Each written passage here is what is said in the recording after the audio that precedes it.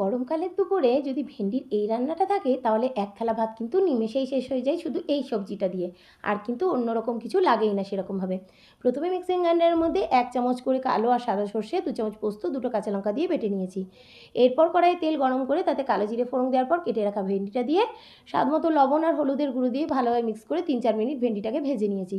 তারপর ভেন্ডিটা ভাজা হয়ে গেলে তাতে 1 চামচ মতন আদা বাটা দিয়েছি আর সর্ষে পোস্ত যেটা বেটে রেখেছিলাম সেটাও দিয়েছি। মশলাটা যাতে পুড়ে যায় তাই মিক্সির বাটিটা ধুয়ে সামান্য জলও দিয়ে দিয়েছি। ভালোভাবে মিক্স করে নিয়ে 1 চামচ মতন টমেটো সস আর কাশ্মীরি লঙ্কার গুঁড়ো ভেন্ডির মধ্যে দিয়েছি। আবারও সব কিছুকে ভালোভাবে মিক্স করে নিয়ে ঢাকা দিয়ে 5 মিনিটের জন্য একদম মিডিয়াম ফ্লেমে রান্না হতে দিয়েছি। 5 মিনিট পর ঢাকা তুলে যখন দেখেছি ভেন্ডিটা সেদ্ধ হয়ে গেছে, সাইড থেকে তেল ছেড়ে দিয়েছে, তখন কিন্তু আর ঢাকা দিইনি।